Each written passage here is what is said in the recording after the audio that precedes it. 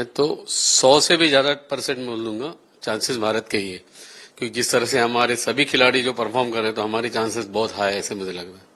Definitely कि जिस तरह से रोहित ही नहीं, शुभम गिल और दोनों जिस तरह से बल्लेबाजी कर रहे हैं, यानी हमारे 10 ओवर में हम लोग 3 बार 90 का टारगेट अचीव कर पाए हैं, देन 2 बार 80 का टारगेट किया है। तो जिस तरह से हमारा जो स्टार्ट हो रहा है और उसके वजह से आने वाले जो बल्लेबाज है उनके लिए बहुत इजी हो रहा है, क्योंकि 10 ओवर के बाद 40 ओवर तक वो जो फेज रहता है उसमें बहुत ही सिंगल डबल के ऊपर ज्यादा स्कोर हो रहा है। उसकी वजह से हम लोग 300 सवा 300 रन का टारगेट अच्छी तरह से अचीव कर रहे हैं।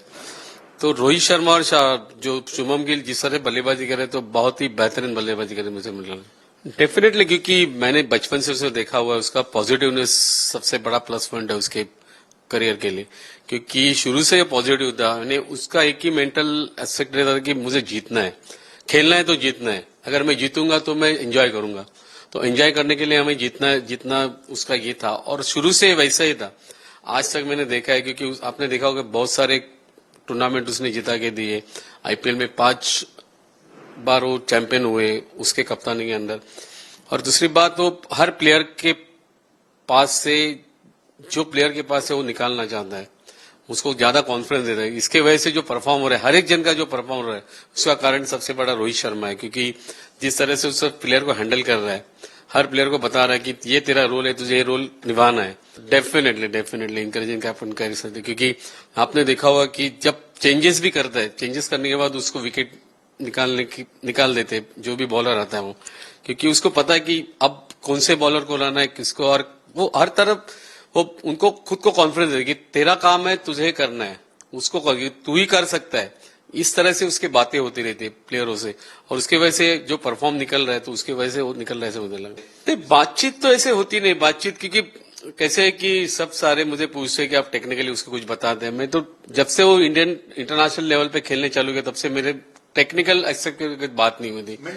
मेंटल भी नहीं है, क्योंकि जिस तरह से वो ग्राउंड पे अपना परफॉर्मेंस दे रहा है तो मेंटल की भी जरूरी नहीं।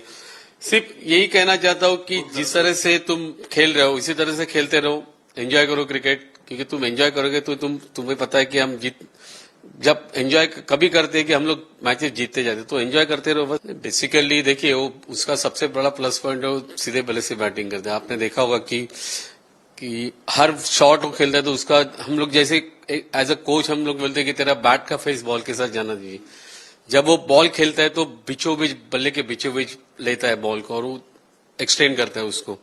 तो उसका एक प्लस पॉइंट है ज्यादा, क्योंकि उसके पास टाइम फैक्टर भी बहुत है खेलने के लिए। उसको वो बॉल जल्दी पिक कर लेता है, कौन सा बॉल अभी गिरने वाला है। जब भी पुल शॉट कहते हो तो जल्दी पोजीशन में रहता है। लेकिन लोग कहते हैं कि आपने उसको सिखाया, मतलब मैंने कुछ सिखाया नहीं, क्योंकि उसको नेचुरल वो गॉड गिफ्टेड है वो चीज, वो किसी ने सिखाया हुआ नहीं, लेकिन उसको गॉड गिफ्टेड हो। और सबसे पॉजिटिव थिंग उसमें है कि वो उसका अपने आप पर बहुत बड़ा फेथ है, उसे पता है कि मैं क्या कर सकता हूं, और उसके वजह से ये सब चीज अभी तक उसने परफॉर्म किया, तो अपने फेथ के ऊपर उसने परफॉर्म किया। उम्मीद यही करूंगा कि जैसे आपने अब तक खेल खेलते आए, जैसे शुरू के पहले मैच से आपने देखा होगा, हर वानखेड़े की पॉजिटिव विकेट है, स्पोर्टिंग विकेट है, उसमें आपको बैट्समैन के लिए भी तो अच्छी विकेट है, बॉलर्स के लिए भी अच्छी विकेट है।